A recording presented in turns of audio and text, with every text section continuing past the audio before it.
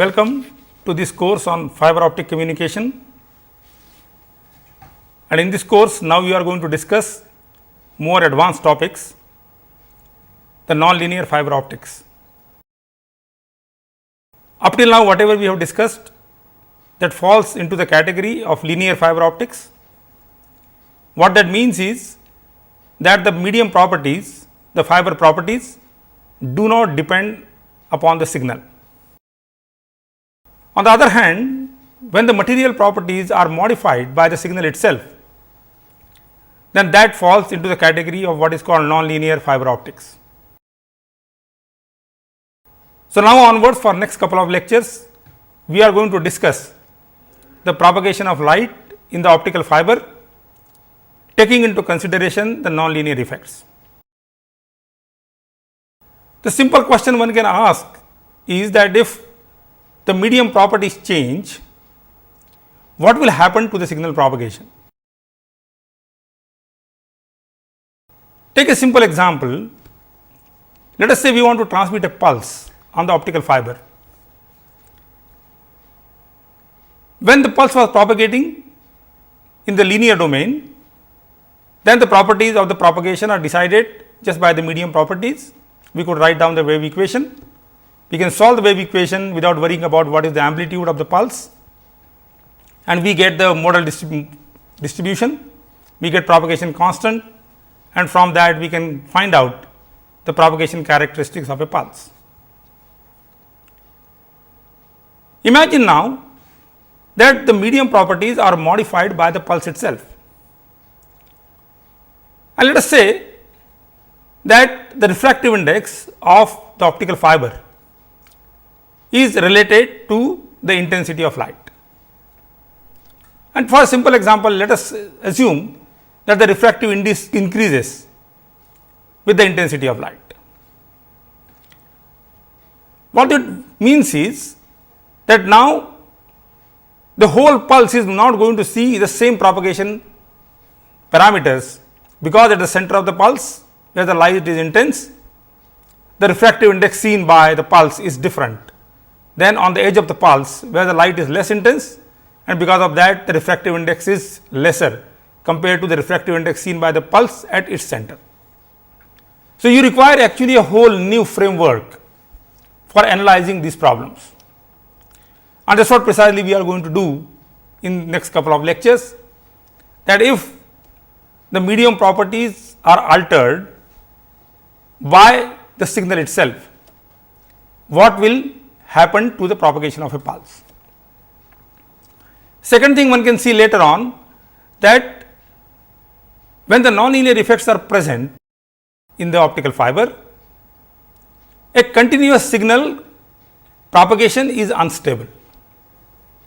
What that means is, even if I try to send a continuous signal in the optical fiber, any small perturbation will break this signal into pulses. That means, without taking into consideration the pulse nature of the signal, the non-linear propagation will not be very effective. So, in this lecture, first of all, we will have a basic formulation. We will also ask a question: why non-linear fiber optics is important? Is it only a question of academic interest, or is it becoming more and more important to include the effect of non-linearity into fiber optic communication? And if at all yes, then can we make use of these non-linear effects to improve the signal propagation from optical communication point of view?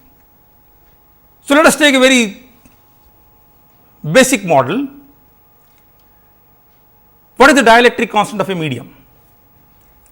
When the electric field is imposed on a dielectric material, there is induced polarization in the material,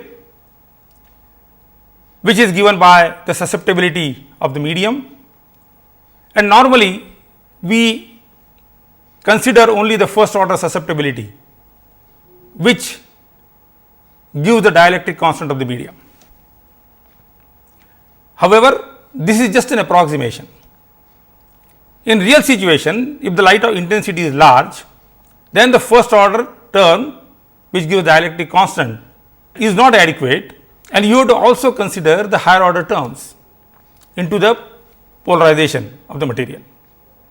So, in general, then one can say that the induced polarization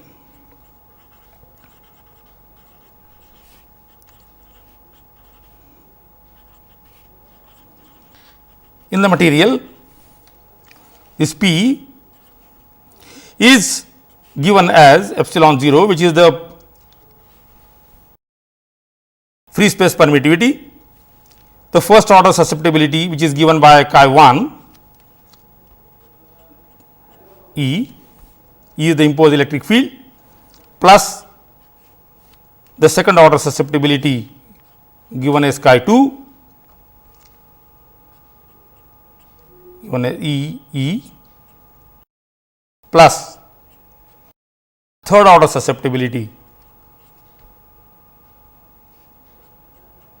E plus so on. So, normally this is the dominant term, which is chi 1 susceptibility, and this one is contributing to the dielectric constant. So, this is the dominant term,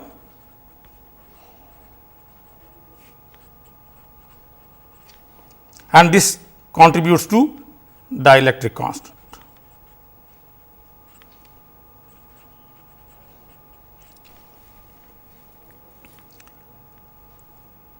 The second term, where you will see now that the polarization is related to E and E, and this quantity now is a tensor. So, basically what we are saying is that the dielectric constant, when we include this term, has an effect of electric field itself. However, for material like glass, this is a symmetric molecule. So, chi 2 is generally negligibly small.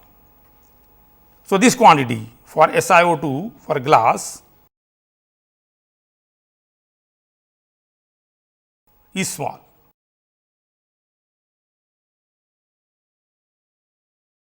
The third term here, which is the third order susceptibility, which now says that the refractive index is proportional to the square of the electric field, and that is the one which is going to contribute to the nonlinear effects in the optical fiber. So, this term is in the glass will contribute to non-linearity.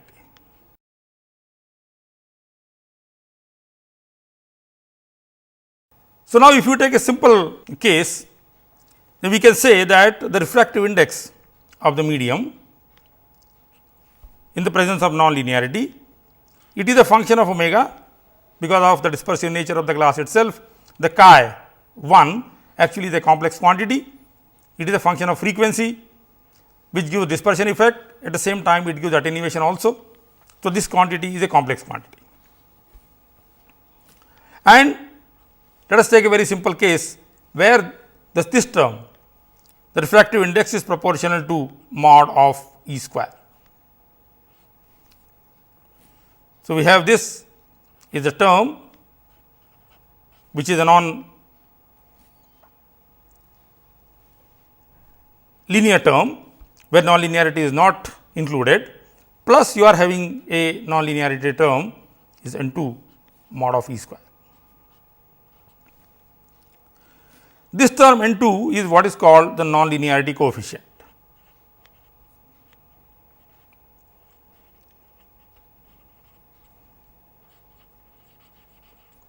And this is material dependent. So, for different materials you will have different values of N2, the non-linearity coefficient, and this quantity actually is related to this third order susceptibility of the medium. So, if I write in terms of the third order susceptibility, this quantity N2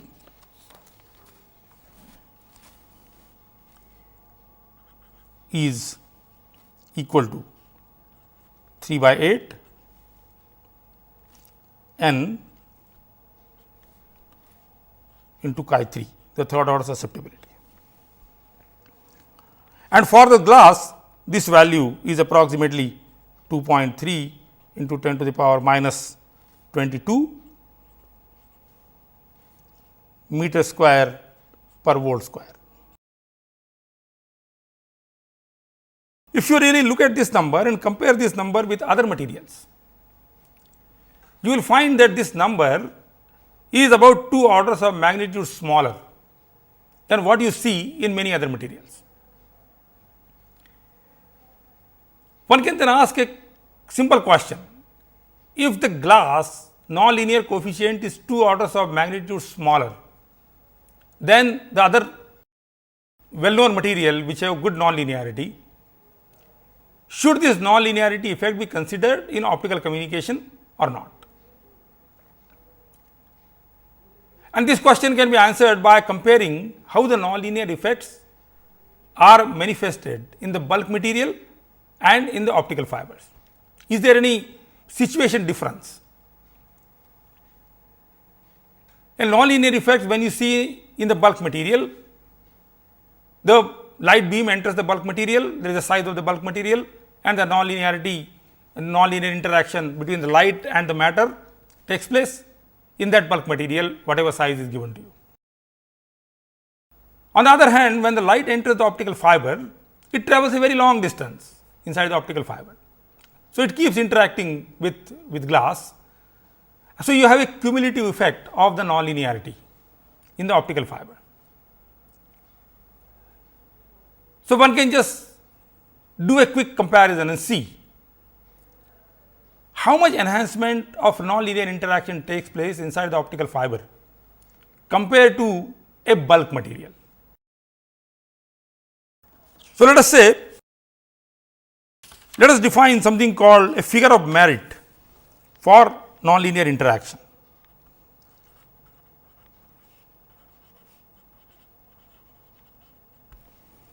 And this figure of merit is, call it, let us say, some efficiency parameter. So, let us say some eta. This is now is decided by the product of two quantities, the intensity of light I and the interaction length. So, this is the light intensity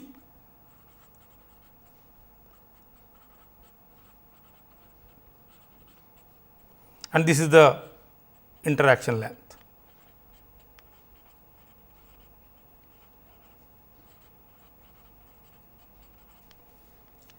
Now, light intensity is nothing but the power density per unit area.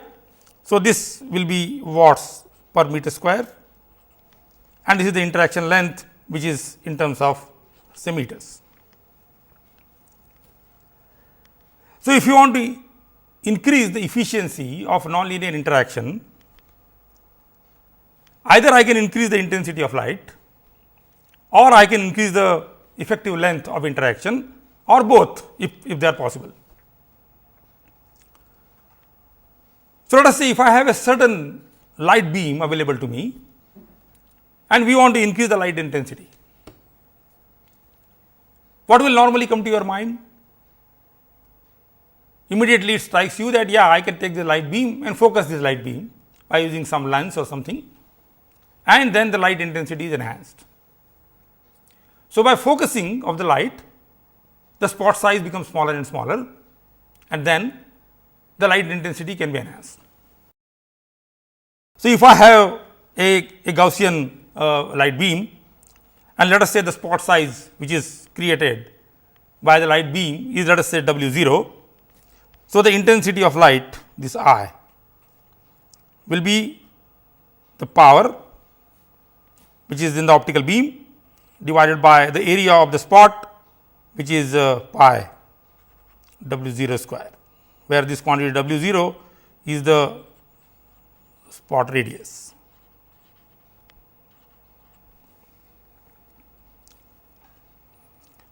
So, I have a Gaussian beam which is like that, and that is where the spot size which you have here, which is equal to 2 times W 0. But now, as we are tightly focusing this spot, you will see that the length over which this focus region is, that is related to this size of the waist. which is the spot size. So, in a bulk medium, when I tightly try to focus the optical beam, the interaction length also get affected, and the interaction length in bulk optics effective is pi w 0 square divided by lambda. So, the product of the two quantities, the figure of merit what you have defined in the bulk medium, if we take this is eta bulk, that is equal to I times L effective, that is equal to the power divided by pi w 0 square times pi w 0 square divided by lambda. So, that is equal to p divided by lambda.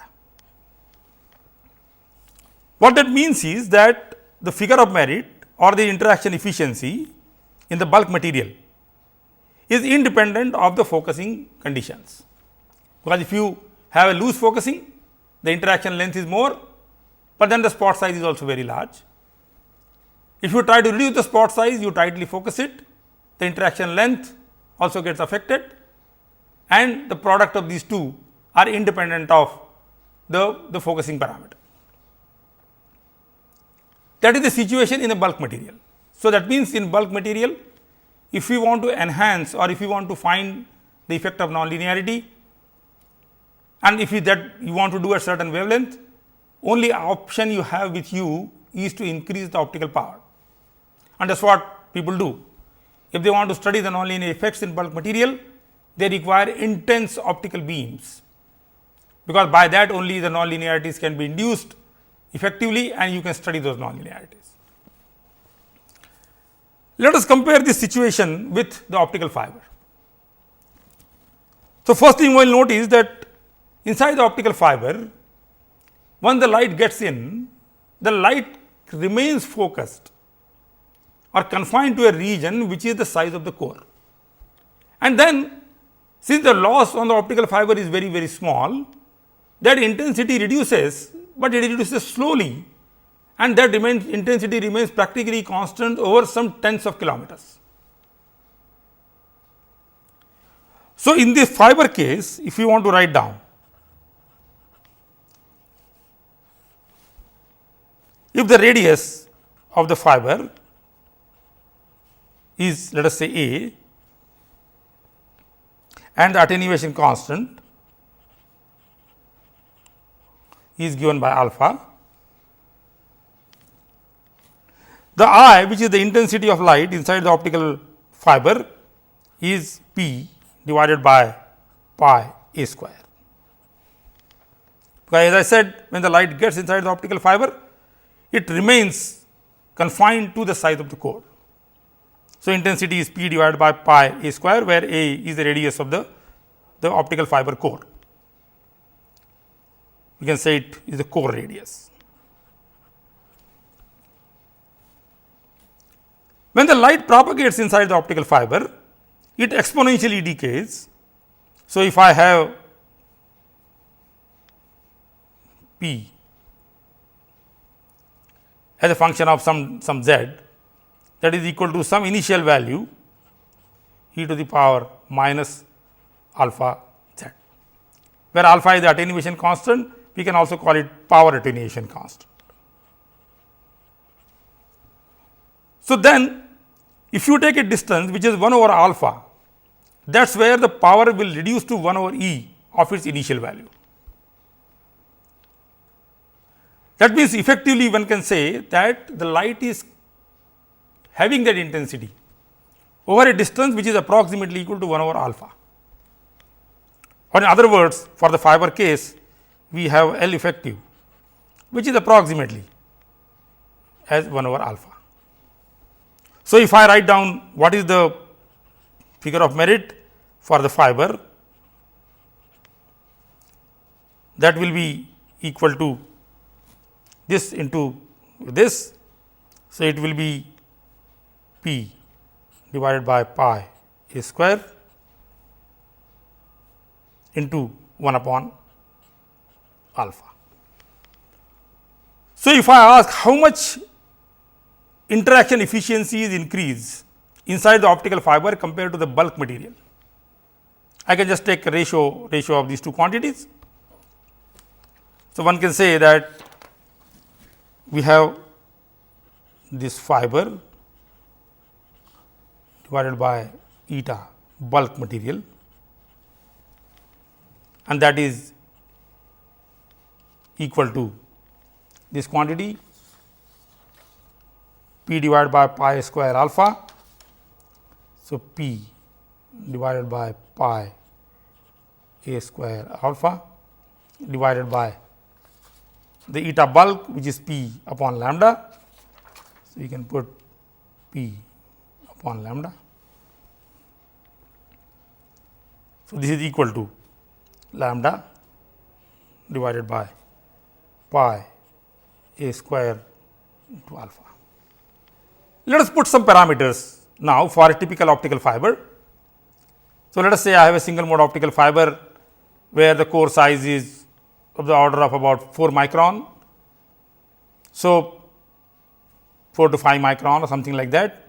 So, let us say A, I take let us say of the order of 2 micrometer.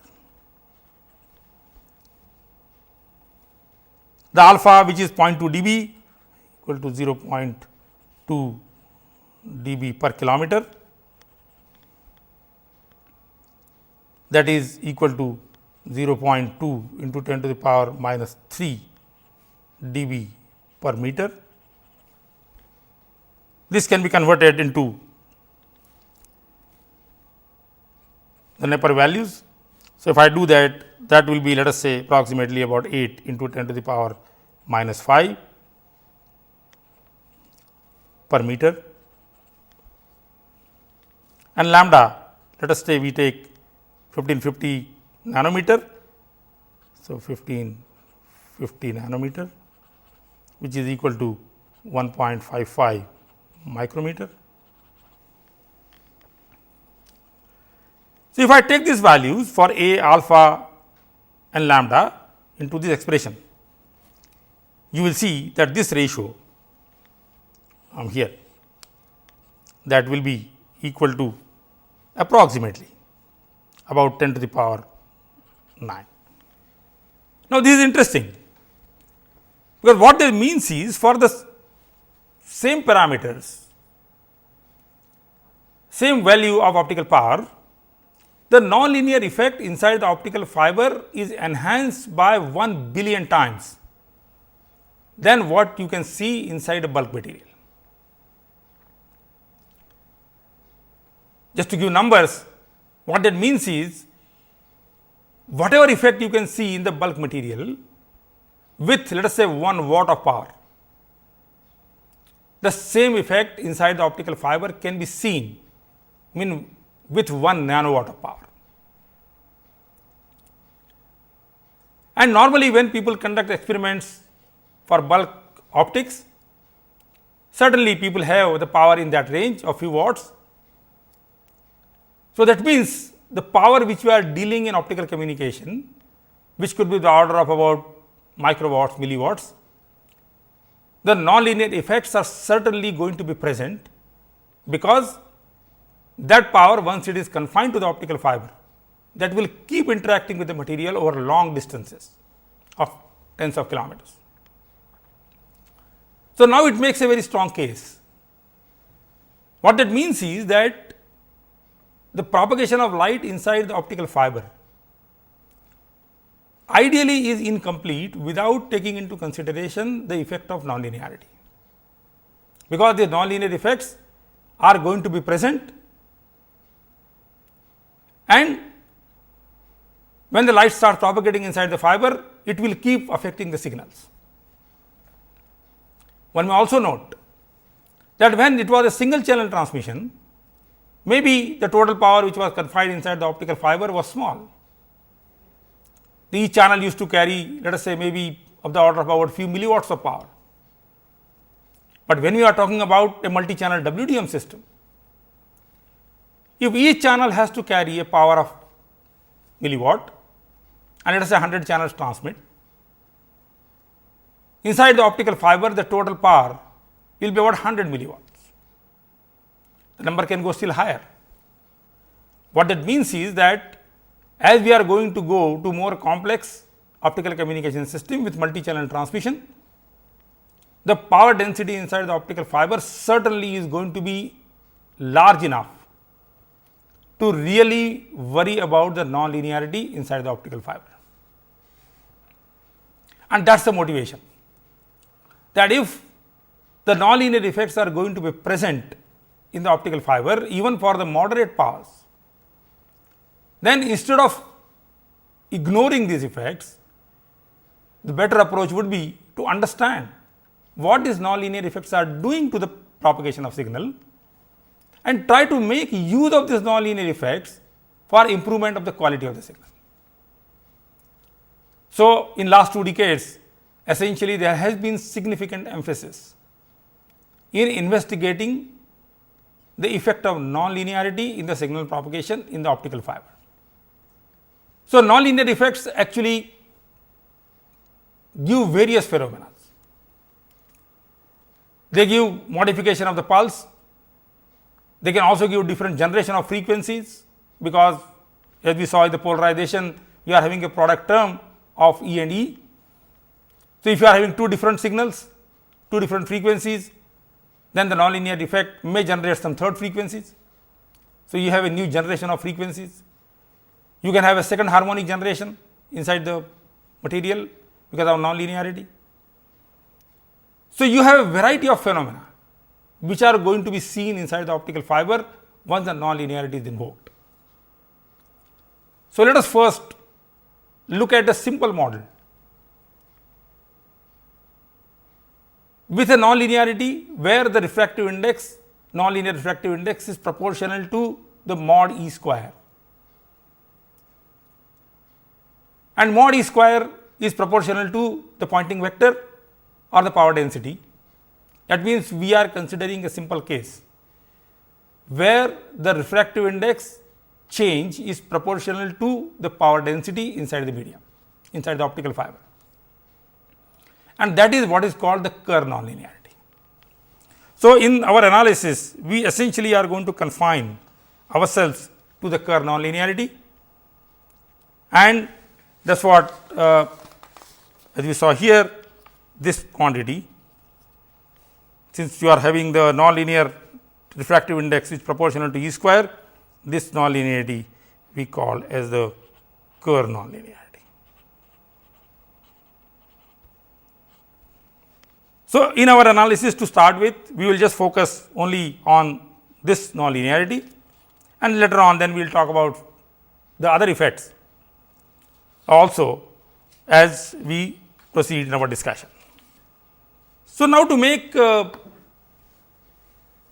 analysis of the propagation of light inside the optical fiber in the presence of nonlinearity, we have to again start from the very basic equations, the Maxwell's equations, because now the wave propagation which you have studied so far is now going to be completely altered, because the Maxwell's equation are going to be modified, because now if you look at the displacement which is related to the polarization has a nonlinear term. So, the displacement will have a nonlinear term, that nonlinear term will get reflected into the wave equation. So, the wave equation will become nonlinear. So, you require a fresh approach to investigate the signal propagation in the optical fiber where nonlinear effects are present. So, that means, we have to again start from the basics of writing down the wave equation and then try to make certain approximations, so that the equation becomes solvable, and then we can see how one can investigate the signal propagation in the optical fiber. One more thing to note here, that the effect which we are talking about here, the nonlinear effect, when it is cumulative over long distance, it becomes large enough inside the optical fiber. But if you consider a short distance, the effect intrinsically is a very weak effect, it is not a very strong effect. So, if for a short distance if the signal travels, one can assume even for the moderate light power inside the optical fiber, that non-linearity can be neglected. Only thing is, the small pieces when you accumulate together, then the non-linear effect will become significant. But since intrinsically this effect is weak, the equation can be approximated. There are certain terms, higher order terms in the equations can be neglected. So, the equations become little more tractable, and then one can solve those equations to study the propagation of light inside the optical fiber. So, let us start the basic equations, the Maxwell's equations. So, let us start with Maxwell's equations.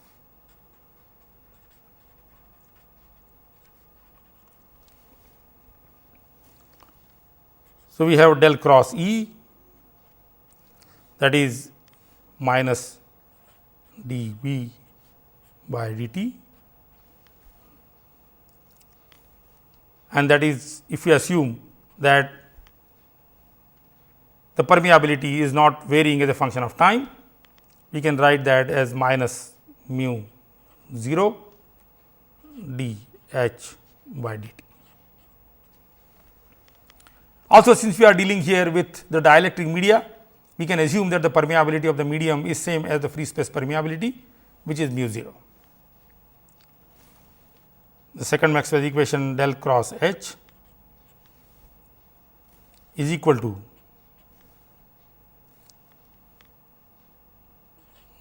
dd by dt, because we are assuming here that the conductivity of the medium is 0. So, there are no conduction current flowing. So, we are saying here J is identically equal to 0.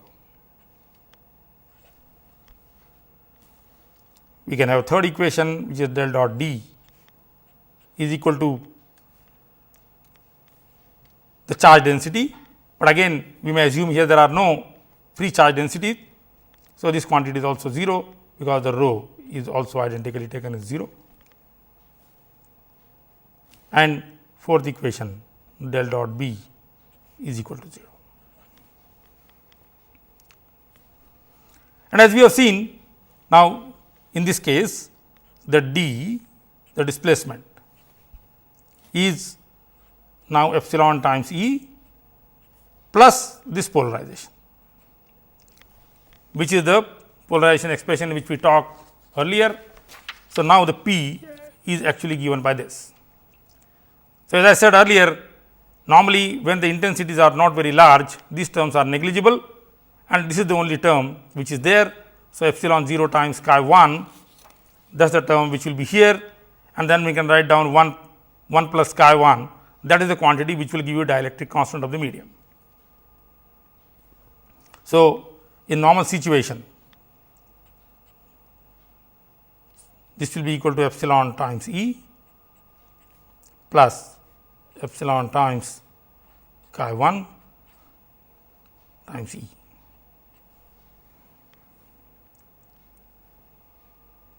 And other terms are neglected. So, that will be equal to epsilon 0 times 1 plus chi 1 times E. This is the linear case, because we have neglected the other terms which are coming here into the polarization, the second order susceptibility and third order susceptibility. So, the displacement now is given by this. So, this quantity is nothing but the dielectric constant of the medium.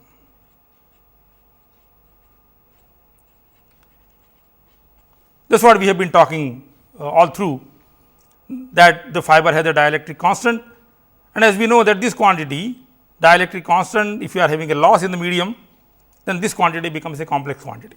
So, in general this quantity actually is a complex quantity.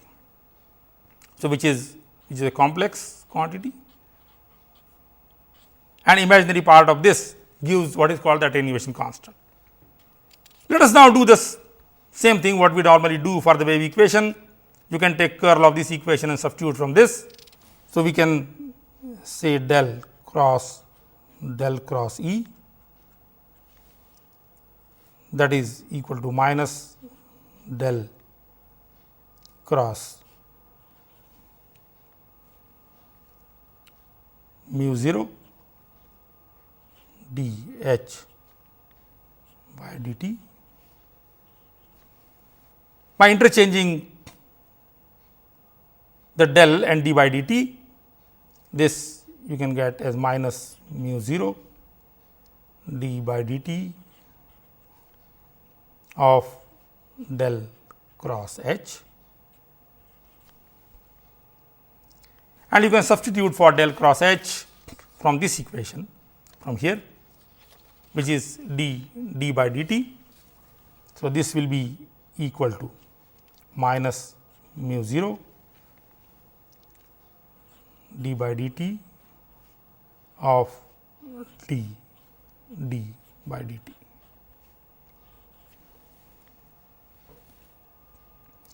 If I substitute for d in terms of polarization, this will be minus mu 0 d 2 by dt square epsilon times E plus the polarization.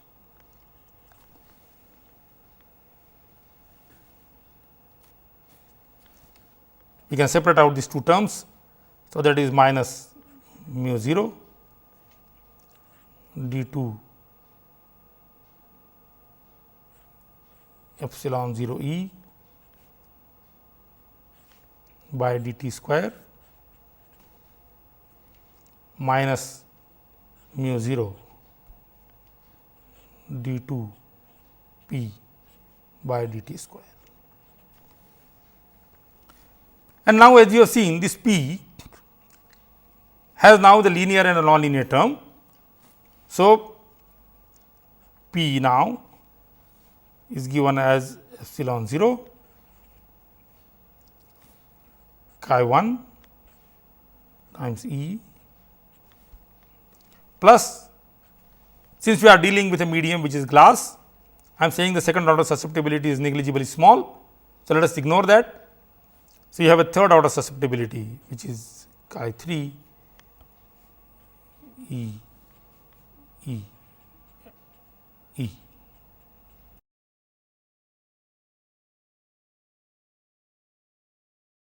So, we can call this quantity is the linear polarization and this quantity as the nonlinear polarization.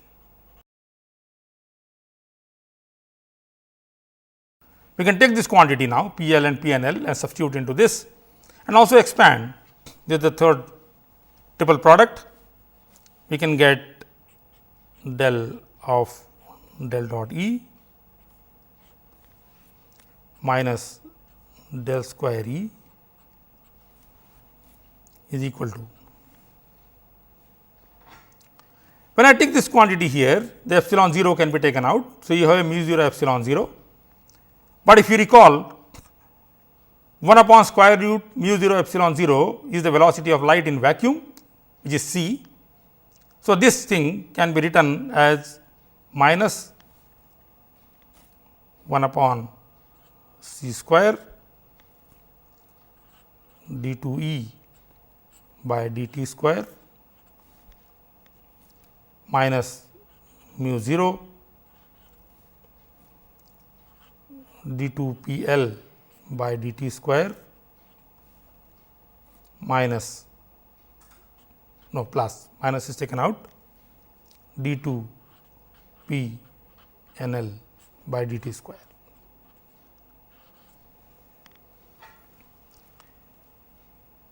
Now, from the Maxwell's equations, this quantity del dot D is equal to 0, because the rho is equal to 0, and since epsilon is not varying as a function of space. So, this also gives you del dot E is also equal to 0. So, this quantity will identically go to 0, and that will give us then the wave equation, which will be, so wave equation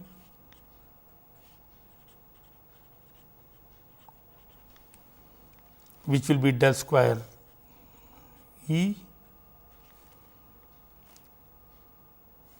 minus 1 upon C square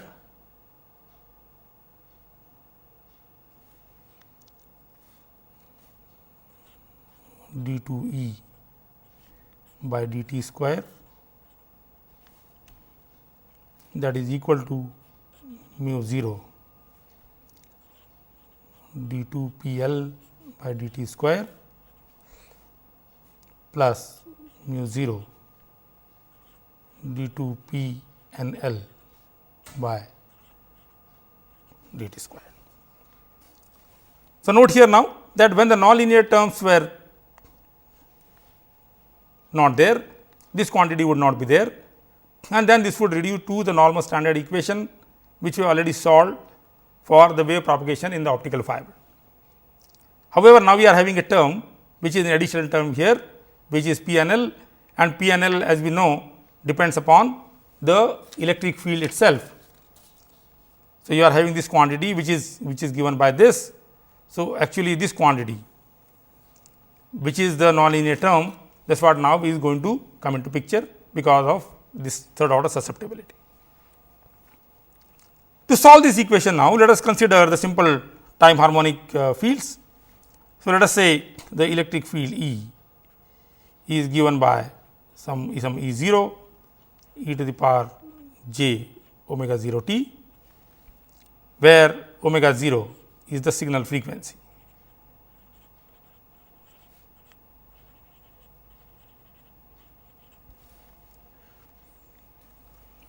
Now, one can show that if you are having a pulse width which is smaller than about 10 nanoseconds, then you have dispersive as well as nonlinear both effects present. If you are having the pulse width which is larger than about 10 nanosecond, then you will see the nonlinear effects, but in the range of about 10 nanosecond to about 10 femtoseconds, you will see both the effects of dispersion and nonlinearity will be present, and the pulse propagation will be decided by the simultaneous effects of these two. So, essentially our interest now is that if you launch a pulse of light inside the optical fiber, what way the pulse is evolved as it propagates inside the optical fiber. So, as I mentioned earlier also that here we are not now looking at only the continuous propagation of light, we are actually interested in investigating the pulse propagation of light. So, the light is having a carrier frequency which is omega 0, but it also has an envelope in the form of pulse. So, carrier will have certain propagation characteristics, but we are more interested in finding out the evolution of the envelope of this pulse. That is what our prime interest is. So, that is what essentially we would like to investigate, that when a light pulse is launched inside the optical fiber, what way the pulse evolution takes place. Now, to study the pulse evolution in the optical fiber, it is easier to first express the electric field which are in terms of time as a function of frequency or in the spectral domain. So, the electric field actually if you see, it is a function of the space and time.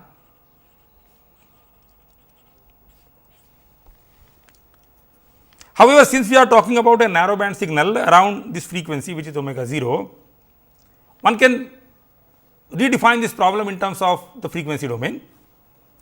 So, let us say that I define the Fourier transform of the electric field, which is a function of r, which is the space, and omega minus omega 0, the frequencies around this carrier frequency omega 0, and that is minus infinity to infinity.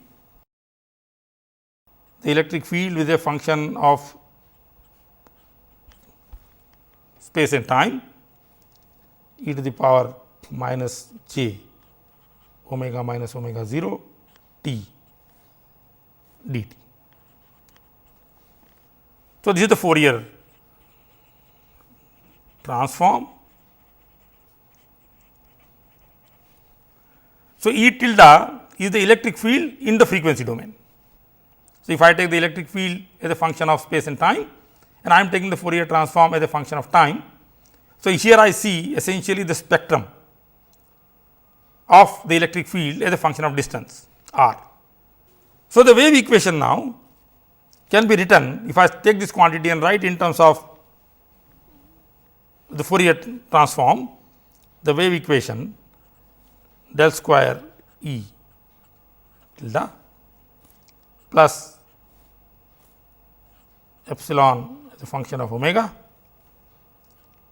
k naught square E tilde equal to 0. Now, note here all these quantities, the nonlinear effects and dispersion and whatever the parameters are there, essentially we have captured into this quantity, which is this quantity epsilon. So, one can define this effective dielectric constant, which takes into consideration the linear as well as the nonlinear effects and also the frequency variation. So, here this epsilon omega is equal to 1 plus the chi 1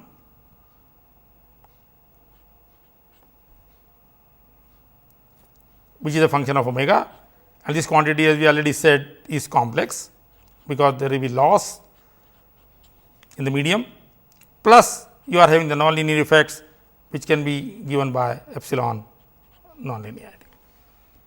So, whatever we have written here essentially can be written effectively in this form. Now, we can apply separation of variable to solve this wave equation, and as we already said that now you are going to have a signal which is not only a continuous signal, but you have a signal which has an envelope, it is in the form of a pulse.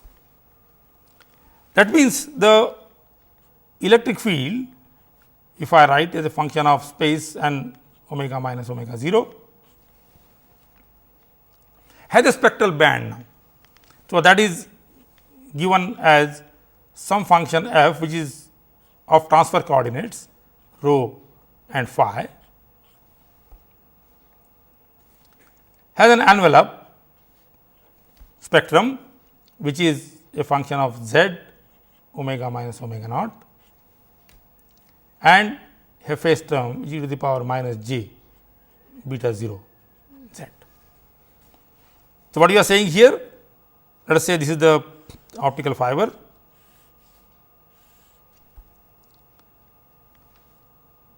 In the radial direction here, this is rho, this direction is phi, this direction is z. So, we are saying the electric field is given by a product of a function which is in transverse plane, which is rho and phi, that is this quantity, and this is the envelope which is now evolving as a function of z. So, you are having a band of frequencies which are going to be altered as the signal propagation takes place along the optical fiber, and the whole thing is moving with a phase constant which is equal to beta 0. So, you are having a travelling wave kind of phenomena which is taking place here, it has an envelope. So, you have a situation, you have a pulse here which is like this, then you are having the carrier frequency inside this. So, this is carrier frequency is omega 0, this is the envelope function which you are seeing here, the frequency domain, and this is the phase constant corresponding to the center frequency which is omega 0. Now, if I substitute this function into the wave equation and separate out, you will see two equations. One which will give the transverse fields f, that is equal to plus here epsilon omega k naught square minus beta f is equal to 0, and second equation which we will get for the envelope, that is minus 2 j beta 0 d A by d z plus tilde square minus beta 0 square A, that is equal to 0. Now, note here that this equation is a simplified equation. So, you have a term here which is d 2 A by d z square also, because when you are having the wave equation, this equation here, we are also going to get d 2 z by d 2 by d z square of E. However, since the evolution of the pulse is slow, as we already said, this is a weak phenomena which we are talking about, this quantity is negligibly small.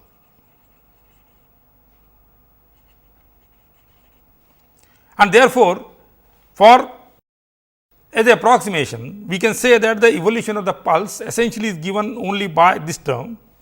The second order effects are negligibly small, and the transverse fields are essentially governed by this equation. So, essentially we have to now solve these two equations together to get a comprehensive equation which will tell us how the pulse evolution is going to take place. So, in the next lecture, when we meet, essentially we will take these two equations, try to substitute some parameters into this and see what finally the equation arises, which then can be solved to study the evolution of the pulse on the optical fiber. So, let me summarize what we have done today. First of all, we showed that when the light is intense, that time the induced polarization has higher order susceptibility terms also, they cannot be neglected. For the material like glass, the second order susceptibility contribution is negligible, because the SiO2 molecule is symmetric. So, the third order susceptibility is the one which contributes to the nonlinear effects. Then we saw that even if the glass is not a very good nonlinear material, because its nonlinear coefficient is 2 orders of magnitude smaller compared to many well known nonlinear materials. Since the interaction length inside the optical fiber is very large, the nonlinear effects are very pronounced inside the optical fiber. So, the compared to the bulk material, the interaction efficiency is a billion times more inside the optical fiber approximately. So, there is a strong case to investigate the nonlinear effects inside the optical fiber. Then we started with the Maxwell's equation and wrote down the Maxwell's equation and the wave equation in terms of the polarization, which includes the nonlinear terms. So, next time when we meet, then we solve this nonlinear equation to see the effect of pulse propagation.